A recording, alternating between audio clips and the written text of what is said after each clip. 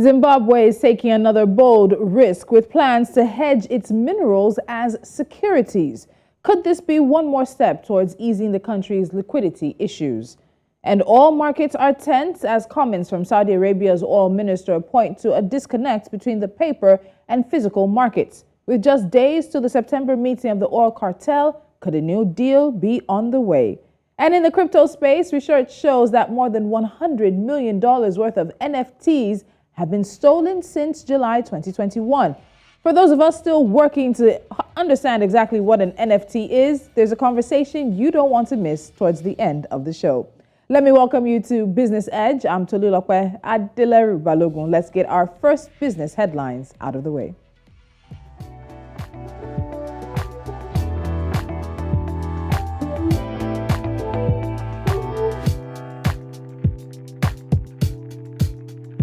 Now, beginning October the 4th, 2022, Delta Airlines will no longer operate flights between New York's JFK Airport and Lagos.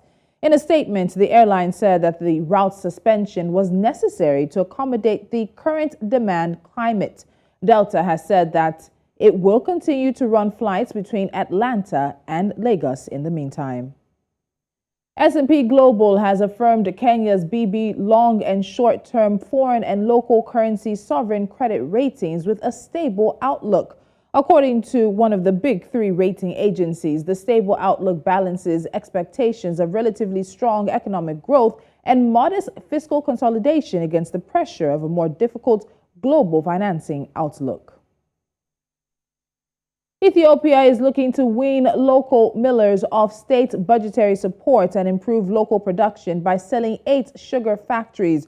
The move is part of the government's broad sugar sector reforms aimed at increasing private sector participation to improve the efficiency and performance of firms. The Nigerian economy recorded a 7th consecutive quarterly growth in the second quarter of 2022 as real GDP expanded by 3.54% year on year. This is an improvement compared to the 3.11% growth recorded in the previous quarter. However, this was lower than the 5.01% growth printed in the corresponding period of 2021. Africa's financial technology companies' revenue may soar to $30.3 billion by 2025, 8 times higher than the 2020 average, as a growing young and underbanked population gets more access to the internet. Consulting company McKinsey & Co. says the anticipated increase is part of a rapid expansion in financial services income that is expected to grow to $230 billion from $150 billion over the same period. And those are a few headlines to get the show started. After this quick timeout, we head first into the southern African country of Zimbabwe.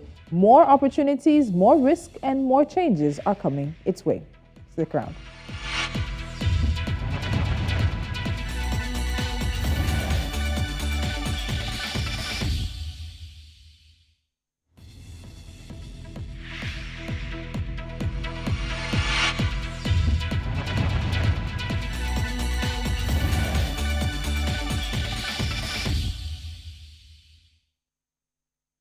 Zimbabwe is moving to securitize its high-value minerals to access lines of credit from international lenders for lending to the productive sectors of the economy. The southern African country wants to use the expected revenue from these minerals to guarantee loan facilities from financiers, as lenders have shut their doors on Zimbabwe due to its $14 billion external debt. I have Dr. Prosper Chitambara, development economist and policy advisor, joining me from Harare, Zimbabwe. Prosper, welcome again to Business Edge. Let's look at this, what is looking like a very interesting strategy for Zimbabwe at this point in time to get away and get around the credit issues that the country has. So how does securitizing minerals work? Thank you so much. Yes, I think it's quite an interesting development. I think given the challenges that the country has had in terms of accessing lines of credit and international capital globally. So what the country is actually doing is that it's using potential revenues from some of our high value minerals like gold to guarantee lines of credit for the business sector, for the productive sectors of the economy. And already we've received lines of credit from, or in fact, we've been receiving a bit of international support or capital from the Afrexim Bank. So government, what government is doing really is to use the revenues from our gold, because we have huge deposits of gold, we have huge deposits of diamonds, we have huge deposits of platinum group of metals. So government is actually using revenues, future revenue streams from those minerals to guarantee these international lines of credit. Because I know it's been difficult because already we have huge areas estimated at, of course, the National Monetary Fund is estimating our total debt stock, external debt stock, at almost $18 billion. And about 70% of that stock are actually arrears. So we've actually been accruing penalties and other charges on account of our inability to service our debts. So that has actually meant that most of our traditional financiers have not been able to actually offer concessional credit to Zimbabwe. So government is trying to get around that by using our minerals to attract international capital to finance the productive sectors, the business sector. So some have seen this as a bold strategy. We know that in recent months, Zimbabwe has been trying a number of things to address the liquidity and the forex situations. And some have also described it as very desperate and risky and a strategy that could actually negatively impact future generations. Where do you stand on this? How does it look to you? Definitely, I think it's quite bold. It's very risky, but I think the good thing is that we've seen a rise in global commodity prices, I think, which is obviously good news for Zimbabwe trying to securitize our minerals to secure loans. So I'm generally in support of it, in spite of obviously the high risk that is associated with that. I think, of course, some scholars have been arguing that we need to have a comprehensive geological survey to try to put a value, to quantify the actual mineral resources that we actually have before we can even talk about securitizing part of our mineral wealth. Yeah, but I think given the very limited options that we have in terms of accessing capital, which is critical, I think, to drive the recovery of our economy, I think it's something that needs to probably to be supported and something that government needs to probably seriously look at. So let's talk about the economy and this inability to access credit. In the short term, the medium term, and where we are now, how has it really affected Zimbabwe? Because again, this is just one option that the country has come up with to deal with the debt issue and then, of course, deal with the ramifications of that issue. So when you look at the inability of the country to get loans or access to credit, what has been the overall effect for the economy and for businesses? I think the overall impact is that it has really slowed down the production, the business sector. As you know, access to credit is the biggest enabler to doing business in any economy, in any country. And our inability to be able to access, especially cheap credit, is really affected negatively capacity utilization. It has affected even employment creation within the economy. It has affected, again, even export generation by our industry. So it has had a very serious debilitating effect on the overall economy. So from there, this is not the first time this strategy or this idea has come up. So it was reported that in 2014, the government actually rejected calls by investors to securitize foreign loans using the country's minerals because it said it was tantamount to giving away national wealth, which of course links back to the question I asked earlier in terms of how this is risky, and some see it as something that sells off the future wealth of generations. So why the reconsideration? Why does it seem that Zimbabwe is turning back around to this strategy or this option now, even though there was a different stance a few years ago? Well, I think it's because of a number of factors. Firstly, I think it's because of the extent of the demand for foreign currency by industry. I think there's a huge demand. There's a huge appetite for capital, and there's a realization that without availing that capital, then it will be difficult for the economy to sustainably grow. So that's the first factor. Then the second one, obviously, I think the rising global commodity prices has also provided an added incentive for government to consider the route of securitizing our minerals to borrow money offshore. So do you think that there are long-term implications to this strategy? Well, it really depends on, I think the good thing, maybe, let me say the good thing is that these are loans that are being given to the productive sectors of the economy. So the expectation is that the business sector, the business community will be able to productively utilize these loans and be able to make a good return so as to be able to pay back the loans. So obviously, if the private sector is actually able to pay back the loans, then there won't be any need for the international lenders or the creditors to then go the route of whether it's taking over the minerals or that route. So we are expecting that at least the private sector should be able to, on the basis of these loans, be able to make a good return, enhance productivity and productive capacity utilization, and that should be good enough for them to be able to make a good return to pay back the loans. So there seems to be a lot of growing demand for companies for the Forex. And a lot of people are saying that this is pointing to what the Reserve Bank governor said, that there is an expanding of the country's economy. Do you see that also happening right now?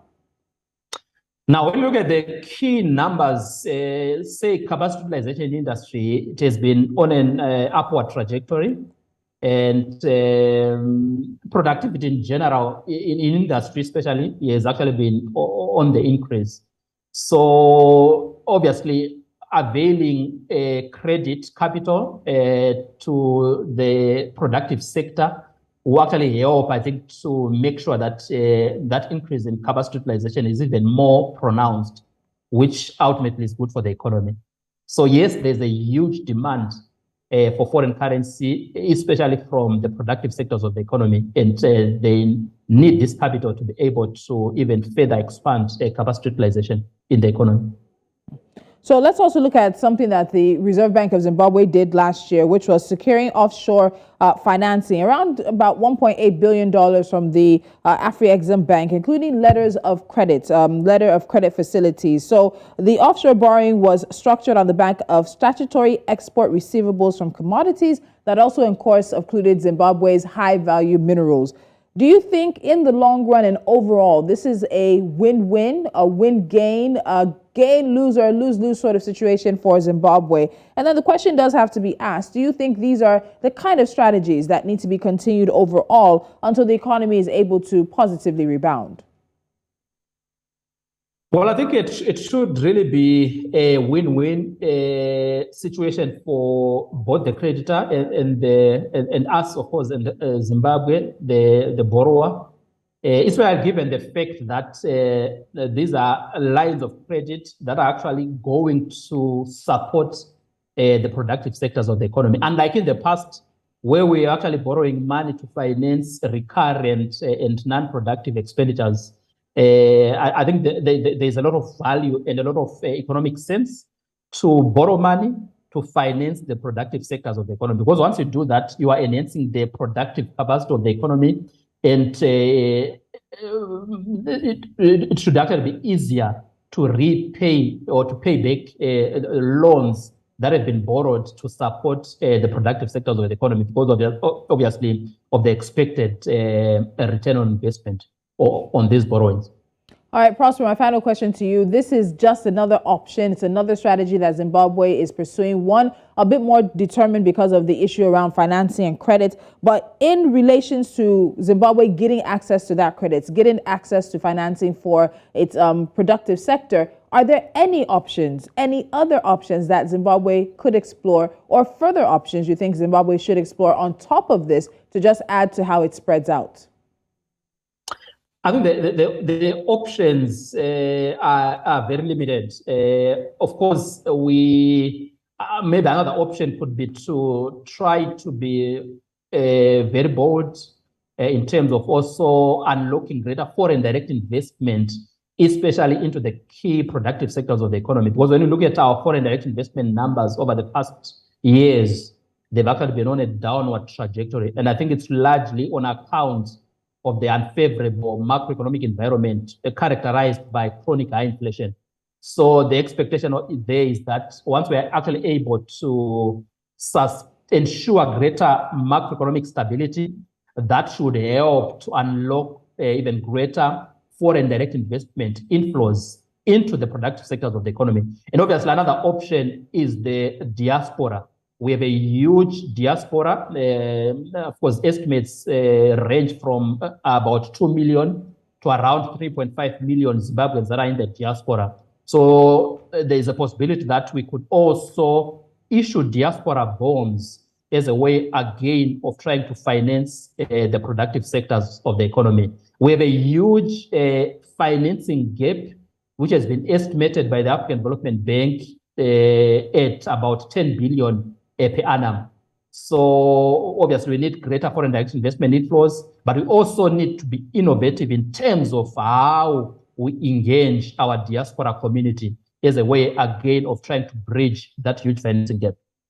All right, so we'll leave it at that. But we do have to applaud Zimbabwe for taking some interesting and innovative steps, as you've said, in the recent months. And we hope that these do pay off in the long term for the economy and the people. Dr. Prosper Chitambara, thank you for joining me.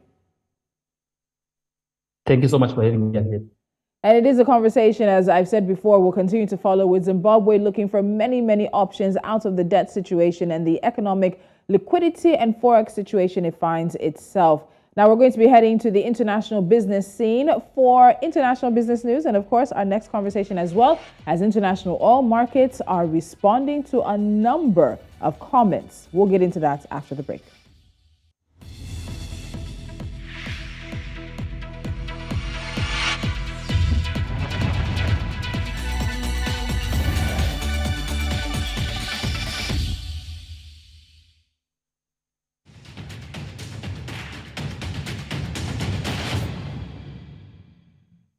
Asian markets were mixed on Tuesday, with confidence at a premium as traders contemplate the prospect of more Federal Reserve interest rate hikes and a possible recession. Wall Street suffered another day in the red after Friday's fall in response to a warning from U.S. Central Bank boss Jerome Powell that more tightening was needed to bring inflation down from 4-decade highs. Bets on a third successive three-quarter-point increase next month have surged since his comments, which blew a hole in a recent rally across markets from their June lows. Documents are showing that oil production in the Iraqi region of Kurdistan could almost halve by 2027 if there is no new exploration or major investments in the sector.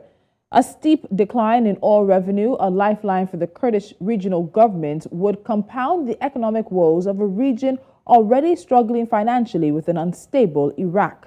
According to the documents, the region's oil output could rise to 580,000 barrels per day in 5 years under a scenario in which investment is fully optimized. Indonesia's parliament on Tuesday passed a law cementing the country's membership of the China-backed Regional Comprehensive Economic Partnership, making it the latest Southeast Asian nation to join the world's biggest trade bloc. Lawmakers also ratified a bilateral trade pact with South Korea, hoping to attract investment to develop the electric vehicle and batteries industry in the Southeast Asian country. Russia's President Vladimir Putin has slashed gas flows to France, adding to fears of an energy crisis across Europe this winter. The Kremlin-controlled Gazprom has informed French utility Engine that it is reducing gas deliveries from today due to a disagreement on the application of some contracts. Engine has reduced its reliance on Russian energy since the start of the war and said it had measures in place to reduce the impact of a cut to suppliers from Gazprom. German Economy Minister Robert Habeck says compensation for gas suppliers forced to pay higher prices due to Russia squeezing deliveries will not be paid to freeloading companies that don't need it to stay afloat. The government is imposing a levy on gas consumption from October the 1st to help fund the compensation. Habeck believes the measure is essential to spread the burden of soaring prices and ensure that energy supplies in Europe's biggest economy are secured. Now, for the past several months, it's been difficult to go one day without hearing about the price of crude oil on the international markets and those who control its production. Ahead of OPEC Plus's next meeting, a few things seem to be up in the air. We'll have the details after the break.